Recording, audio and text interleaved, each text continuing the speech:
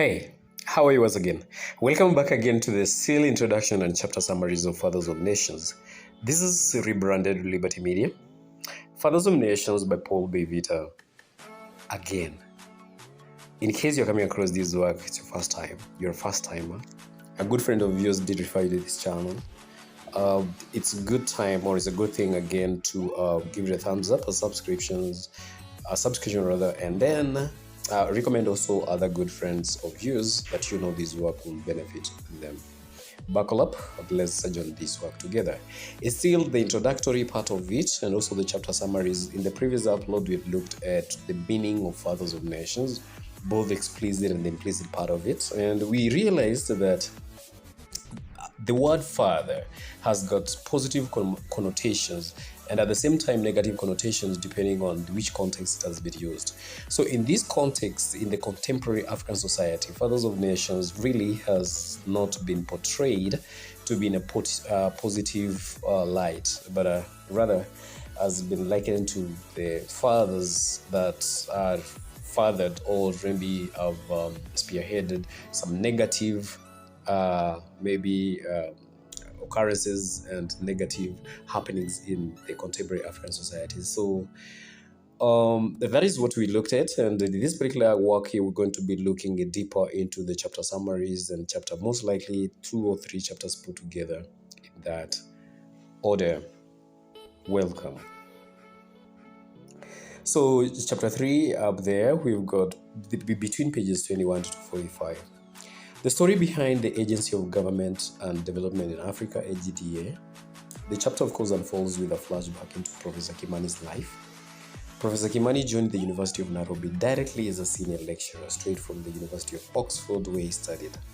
A month after his arrival, Professor Kimani launched a noisy debate in which he demanded that the University of Nairobi henceforth strive for being relevant to the society rather than simply focusing on delivering excellence in work. 6 months later, his clarion call prevailed. The university's official motto became relevance to the society. After winning this first war, he waged another one which was even noisier. He wanted the university to be an agent of change, not just a mere spectator of it. In the meantime, he married Asiya Omondi. He became a professor and now felt complete. A global economic recession hit Africa, jobs and incomes shrank. To get out of the crisis, Africa had to make changes, and donors were the architects of these proposed changes. Donors demanded for change, and Africa obliged. Professor Kimani had a daughter, Tuni, a name that she owes to Tunisia, her country of conception. Parliament staged an economic coup to improve on their remunerations. When he started teaching, members of parliament earned less. What professors took home as salary? After the coup, an MP racks up 100 times the income of that of a professor. A family discussion is underway between a father, mother, and daughter. From the discussions, it's clear that the state has failed terribly in discharging its mandate, and therefore the only way is to be the agent of change oneself. Meanwhile, Tuni shares what an instructor told her on why women are susceptible and fall easy prey to predators as lack of awareness of where women are, a look of weakness and helplessness, and a temptation to stray. A comparison is drawn between Professor Kimani and newborn Walomo, Professor's former junior colleague, and now a member of parliament. From the comparison, Kimani, who is stuck at the university, is doing poorly, while Walomo is doing very well after joining politics and having become an MP. Tuni, the only daughter and child to Professor Kimani, dies in a road accident. Tuni had to use public service vehicle because his father's car was not in good condition. This infuriated Asiya Omondi.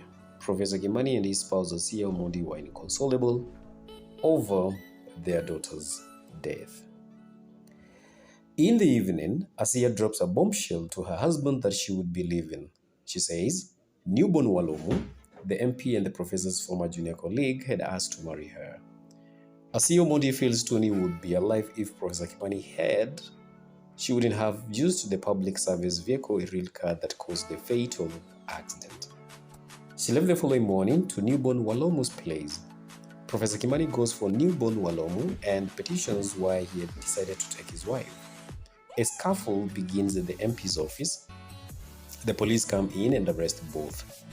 Professor Kimani is charged with assaulting a member of parliament, which is ironic. His university demotes him from a full professor to a senior lecturer, the point that he started at when he joined the university, and a 6-month jail term follows. He is a dejected man. Meanwhile, Professor Kimani hears a knock at the door. A white man of about 50 is standing outside. I sees Mr. Tad Longway. After a lengthy discussion, Mr. Longway asks Professor Kimani to join AGDA, whose mission is to question Africa's status quo.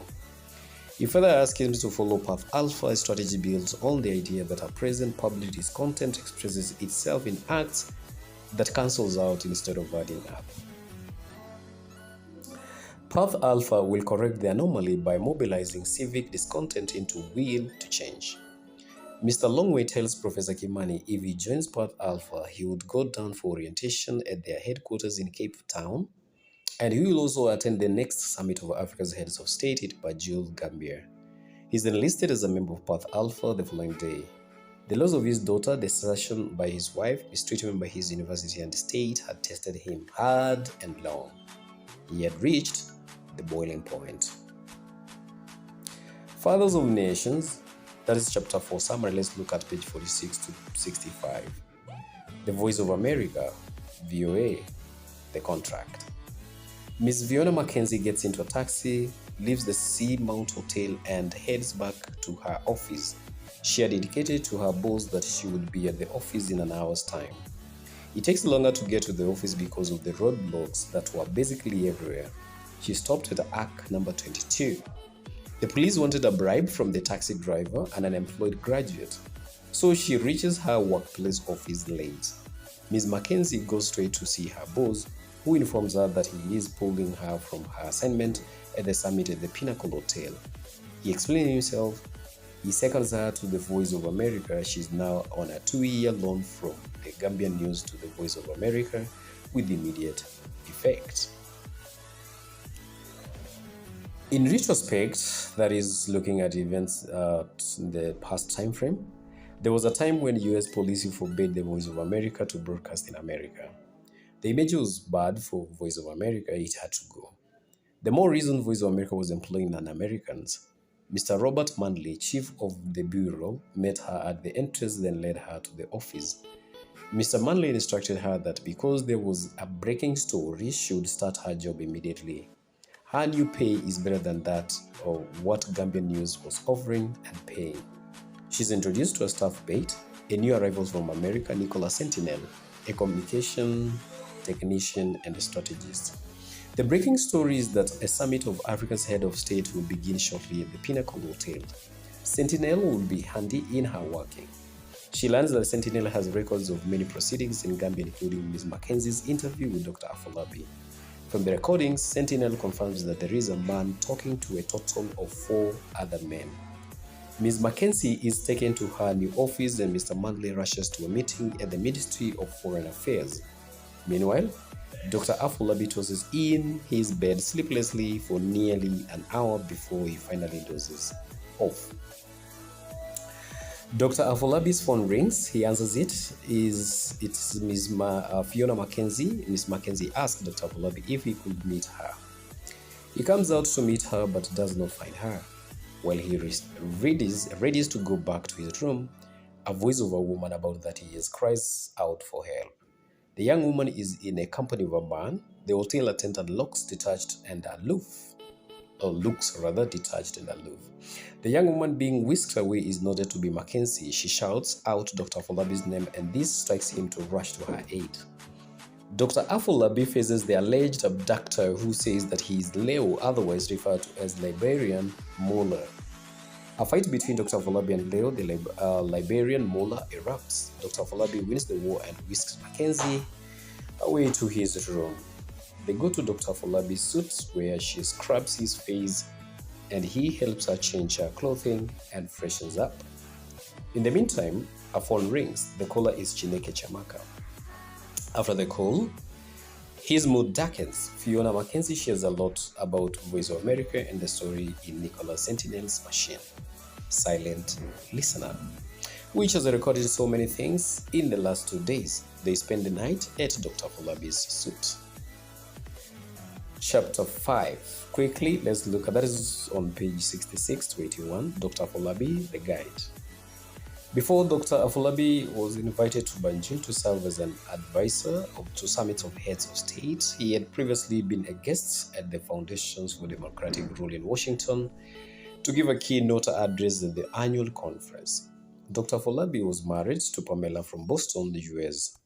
Dr. Afolabi's invitation to Washington had given the couple a chance to visit Pamela's father, a widower who lived in Boston.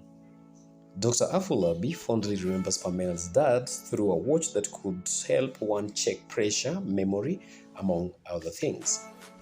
Dr. Afolabi, while walking about Boston, he bought a razor at $5.23. Later, he rejoins his wife at her father's home. Later, while in a flight out of Washington back to Nigeria, Dr. Afolabi meets Tad Longway. Mr. Longway is the Director of Special Projects at the Agency for Governments and Development in Africa, AGDA. So the two exchange pleasantries and contacts. From their talk, Tad Longway had listened to Dr. Afolabi's address and liked it and termed it brilliant. Mr. Longway says Africa in its present state has two new arrivals, corruption and impunity. He asked Dr. Afolabi if he would be interested in the adventure that is being sponsored by AGDA, whose underlying idea is to mobilize discontent with Africa in its present state into a will to change it. Dr. Afolabi consents. Dr. Afolabi confirms to Mr. Tad Longway that heads of state had invited him to the summit to give them his views on Way Omega. Mr. Tad Longway introduces and proposes an alternative to Way Omega, and that is Path Alpha, which differs from the former like day and night. Whereas Way Omega is top-driven and lacks the will for implementation, Path Alpha is bottom-led and has that will. Therefore, he asked Dr. Afolabi to guide for Path Alpha travelers and adherents, whom AGDA is sending as observers to the very summit he will be as an advisor. Mr. Tad Longway hands Path Alpha a document to Dr. Afolabi and asks him to remain with Way Omega so that they could find a way to they could get to the summit. Meanwhile, Dr. Afolabi and his wife Pamela are back in Nigeria. Their houseboy reports that while the couple were away, somebody came to their house uninvited. When questioned, Issa, the houseboy, did not give an answer. In fact, he says he led the person into their bedroom. The uninvited man services. Dr. Afolabi and the man converse in Yoruba. Pamela is dismayed at the unfolding. She learns in utter disbelief that her husband and the man in question knew each other very well. Femi, the uninvited guest and with a scar, is a cousin to Dr. Afolabi. The two grew up together in Kaduna. Under instructions from the family, Femi had brought a second wife to Dr. Afolabi without his consent because Pamela was not giving birth as in birth to kids, not that one, good students.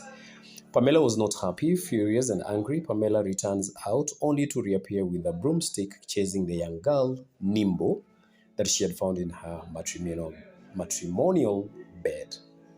Femi discloses that the folks back at home are the choreographers of the whole scheme. Pamela is extremely annoyed with the scheme of having Nimbo as her co-wife. She's worked up. She demands that the two, Femi and Nimbo, must leave her house. Dr. Afolabi comes to their defense, arguing that it is late at night and that if the two have to leave, then that should be in the morning. Pamela still insisted that they should leave that night. Her demands fall on deaf ears. Enraged at her husband's lackluster in handling the matter, Pamela leaves that very night. A week later, Pamela calls Dr. Afolabi from her father's home in Boston. She informs him that she had filed a divorce. Good students, good learners, and anybody interested in the works of literature, thanks for watching. You can reach me through those particular tiny details that I patched out there. It's been a pleasure really having you as my audience. How I wish that we stay put, and cheers for right now.